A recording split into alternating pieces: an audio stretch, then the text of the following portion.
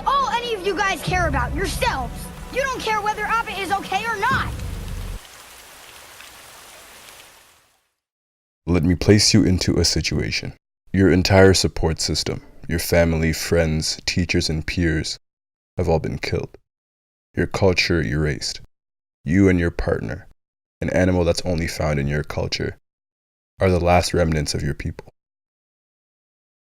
You and your partner have spent nearly your whole lives together. Now it is the last thing that ties you to your lost culture, your family. And then your partner gets taken away, right under you. Had you been warned, you could have stopped it. But due to the circumstances, you couldn't. How would you react? The desert is one of the most vital episodes in Avatar relating to character. And the final scene of the desert is one of my favorite and most compelling moments in Avatar: The Last Airbender. The episode begins with the ramifications of the previous episode, the library, where Toph had to sacrifice Appa in order for the gang to survive the collapsing library. So the episode opens with Aang lashing out at Toph, making outlandish statements like, You just didn't care! You never liked Appa, you wanted him gone! That's all any of you guys care about, yourselves. You don't care whether Appa is okay or not. It's interesting that they decided to enter with this line because as the episode moves forward, Aang's frustration towards this matter increases with each scene. Every time we see him, it's like the reality of the matter begins to sink in more each time.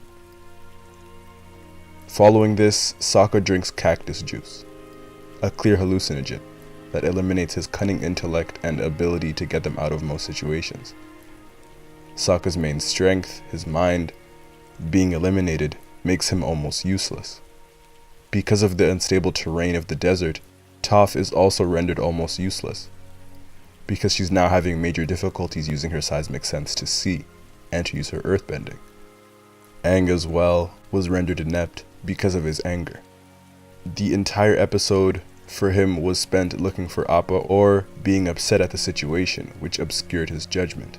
His usual positive, encouraging demeanor was completely changed, and this is highlighted when Aang lashes out at Katara for a very minor issue, after she asks him to bend the water in the clouds. Wow, there's hardly any in here. I'm sorry, okay? It's a desert cloud, I did all I could. What's anyone else doing? What are you doing? Trying to keep everyone together. In this episode, Katara is a true paragon of fortitude, mental and physical. When she says they should rest, each of them fall over, but Katara is still standing, showing us that she would be able to continue. And when she bent the water from her pouch to each of them, she was never shown drinking any herself. Also, when the gang loses hope in trying to escape the desert, Katara was the one suggesting ideas. Whether it was bending the water from the cloud, following the stars using the map that Sokka got from the library, or using the sandbender boat to sail across the desert.